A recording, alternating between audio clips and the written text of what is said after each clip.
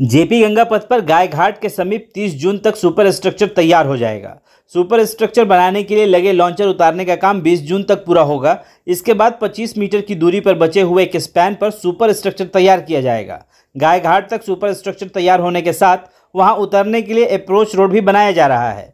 जानकारों की माने तो 15 जुलाई तक फिनिशिंग कार्य संपन्न होने के बाद वाहनों के आने जाने के लिए उसे चालू करने की संभावना भी बताई जा रही है। यानी जून तक सुपर स्ट्रक्चर का काम समाप्त करने के लिए तेजी से काम किया जा रहा है। इसके चालू होने से दीघा से गायघाट तक आने जाने में लोग 20 से 25 मिनट में दूरी तय कर लेंगे। एक वैकल्पिक रास्ता तैयार होने से गांधी मैदान से गायघाट आने जाने में अशोक राजपथ में होने वाले जाम की समस्या से लोगों को राहत मिल जाएगी। जेपी गंगा पथ गायघाट तक तैयार होने पर 12.5 किलोमीटर तक आने जाने की सुविधा हो जाएगी। तो जैसा कि आप लोगों को पता है कि अगले साल से पहले नीतीश कुमार ने कहा है कि इसे इसी साल यानी कि 2023 में ही शुरू करना है। अब आप देख सकते हैं कि इसका काम कितना बच चुका है। सिर्फ और सिर्फ एक स्लैब की दूरी, ऐसा कहा जा रहा था कि 2023 में जून में इसे लोगों के लिए खोलने की तैयारी चल रही है, तो वो तैयारी पूरे जोरों शोर पे है। तो वहीं अभी दीघा से पीएमसीएच तक 7.5 किलोमीटर में आने जाने की सुविधा है। जेपी गंगा पथ से गायघाट के पास कनेक्टिविटी देने के लिए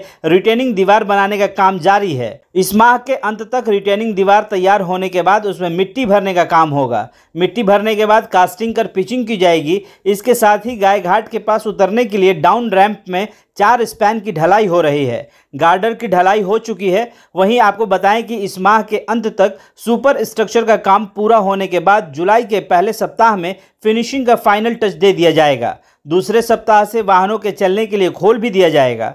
सुपर स्ट्रक्चर तैयार करने के लिए लगाए गए लॉन्चर को उतारने का काम हो रहा है। आधा लॉन्चर खोल दिया गया है। बचे हुए लॉन्चर को उतारने का काम 8 दिनों में पूरा होगा। तो वहीं लॉन्चर उतरने के बाद बचे हुए एक स्पैन पर सुपर स्ट्रक्चर बन जाएगा। फिलहाल एनआईटी के सामने गंगा पाथवे के दूसरे फ्लैंक में भी पिचिंग का काम किया जा रहा है। यानी कि जब ये काम कंप्लीट हो जाएगा तो अब अशोक राजपथ पर जो जाम लगता था उससे लोगों को निजात मिलेगा और अब साथ ही साथ लोग गंगा पाथवे पर चलने का लुत्फ भी उठा सकेंगे। पटना के लोगों को इस रोड का लंबे समय से इंतजार था, क्योंकि अब ये इंतजार खत्म होने जा रहा है। साथ ही साथ एक खूबसूरत सड़क पर लोगों को चलने का मजा आएगा और इसके साथ ही जाम से भी लोग बचेंगे और समय की भी बहुत ज्यादा बचत होगी।